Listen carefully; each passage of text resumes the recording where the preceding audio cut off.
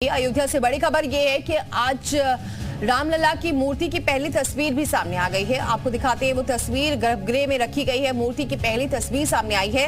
रामलला के बाल रूप की ये मूर्ति है और पीले कपड़े से फिलहाल तो मुख को ढका गया है क्योंकि प्राण प्रतिष्ठा के बाद ही ये मुख खुला जाएगा, लेकिन गर्भगृह में स्थापित हो गई है।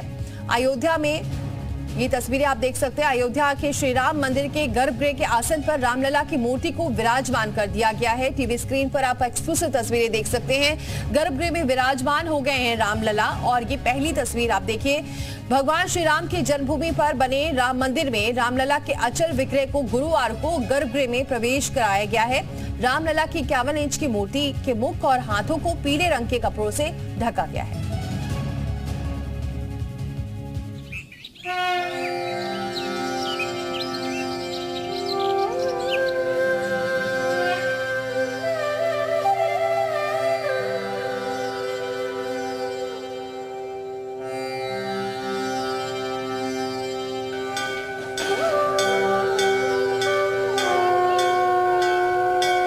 प्रभु श्री राम की वही मूर्ति है जिसकी प्राण प्रतिष्ठा प्रधानमंत्री नरेंद्र मोदी 22 जनवरी को करने वाले हैं। कल इस मूर्ति को अयोध्या धाम के नवनिर्मित मंदिर के गर्भगृह में रखा गया और इसके साथ ही दुनिया के सामने इस मूर्ति की पहली झलक भी आ गई है। जरा देखिए कि खूबसूरती से श्याम शिला को मूर्त रूप दिया गया है। हालांकि विग्रह का ज्यादातर हिस्सा अभी ढका हुआ है, लेकिन श्याम शिला साफ झलक रही है। अब 22 जनवरी को प्राण प्रतिष्ठा के दिन ही मूर्ति से कवर को हटाए जाने की संभावना है। श्री राम लला को विराजमान करने से पूर्व विभिन्न संस्कार और पूजन किए गए। काशी साई विद्वानों ने कार्यक्रम को सफलता से संपन्न कराया। 121 आचार्यों ने विधि विधान से पूजा अर्चना की। रामलला की 200 किलो वजनी मूर्ति का जलाभिषेक किया गया और प्रभु श्री राम की मूर्ति को रखा गया। जानकारी के मुताबिक सबसे पहले रामलला को आईना दिखाया जाएगा और प्रभु श्री राम सबसे पहले अपना मुखड़ा दिखेंगे। कहा जाता है कि भगवत विग्रह में इतना तेज होता है कि कोई दूसरा इसे बर्दाश्त ही नहीं कर सकता। जिस वक्त मूर्ति की पट्टी हटाई जाएगी उस वक्त गर्भगृह में प्रधानमंत्री समेत 5 लोग मौजूद रहेंगे। 22 जनवरी को दल पूजा के लिए आचार्यों की 3 टीम बनाई गई है। प्रधानमंत्री की मौजूदगी में अभिजीत मुहूर्त में रामलला की इस मूर्ति की प्राण प्रतिष्ठा होगी।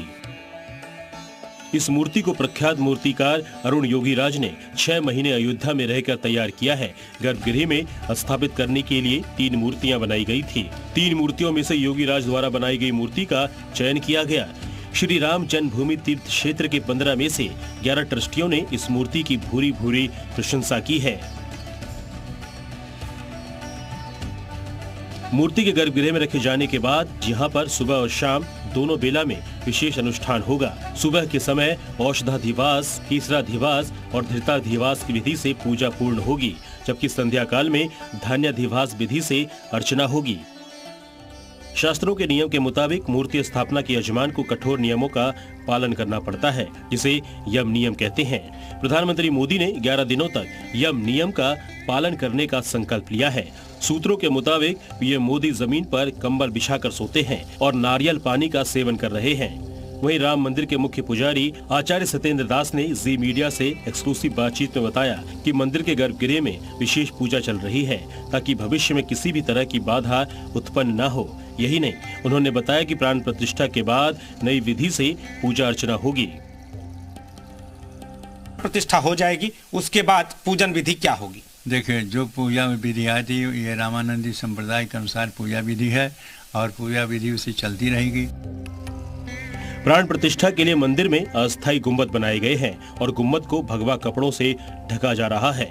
गर्भगृह का मुख्य द्वार हो या फिर मंदिर में प्रवेश करने की सीढ़ियां, सब कुछ बनकर तैयार है। सामने आए वीडियो में मंदिर की खूबसूरती तो दिख रही है, ये भी साफ झलक रहा है कि वहां काम कर रहे मजदूर जल्द से जल्द काम खत्म करने में जुटे हुए हैं।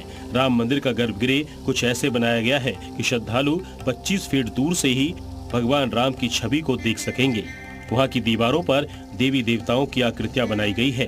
3 मंजिला राम मंदिर को पारंपरिक नागर शैली में बनाया गया है।